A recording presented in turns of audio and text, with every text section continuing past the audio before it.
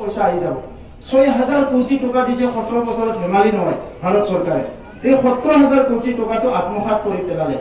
আজি এনৰেগাৰ নামত হাজাৰ হাজাৰ কোটি টাকা আহিছে মাত্ৰ ২ বছৰ হিচাপ কৰিলে আমি ৬০০ কোটি টাকা ৬০০ কোটিৰ ভিতৰত ৪৫০ কোটি টাকায়ে বিপিএফৰ মানুহবিলাক খাই দিছে অতি দুৰ্ভাগ্যজনক কথা আৰু যিসকলে যোৱা ১০ বছৰত দি গ'ল ৰাজনীতি লাগিলে ভোট লাগিলে মানুহক তেতিয়া এইটো ব্যৱহাৰ কৰে কিন্তু যেতিয়া মানে ৰাইজৰ কাম কৰিব লাগে তেতিয়া সব নীৰৱ নিস্তব্ধ হৈ যায় তো সেই কাৰণে এতিয়া এটা পৰিৱৰ্তন আমাক লাগে পৰিৱৰ্তন সকলোকে লাগে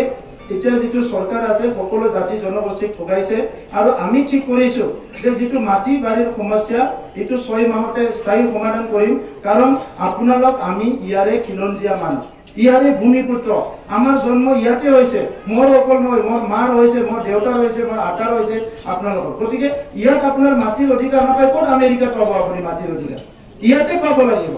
আৰু ভয় ভয়কে থাকিব নালাগে কোনো ভয় কৰিব লগা কথাই নাই আমাৰ ঘৰতে যদি কোনবা ভয় খুৱাই আমি বেলেগত কেনেকৈ থাকোঁ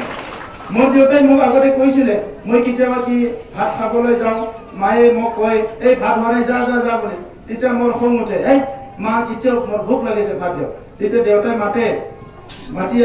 আনি পেলাই কয় কি নিজৰ ঘৰত ঠাকুৰ পৰৰ ঘৰত কুকুৰ অকল নিজৰ ঘৰত ঠাকুৰ হলি নহ'ব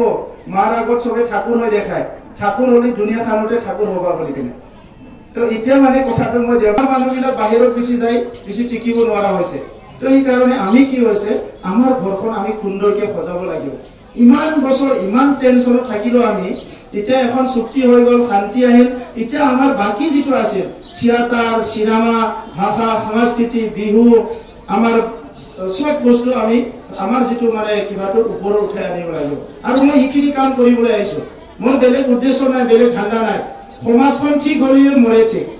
জাস্ট সমাজখন যদি ঠিক কৰিব নোৱাৰে তেনেহলে ৰাজনীতি কৰি একো লাভ নাই যি সমাজত মোৰ দাদা ভাই সবে থাকে এই সমাজখন ঠিক কৰাৰ দায়িত্বটো আমি লৈছো আৰু পাছটো আমি এটা পৰিৱৰ্তন কৰিব পাৰিম মোৰ একদম দৃঢ় বিশ্বাস আছে কাৰণ মানুহে কাম কৰি কৰে সব কৰিব পাৰে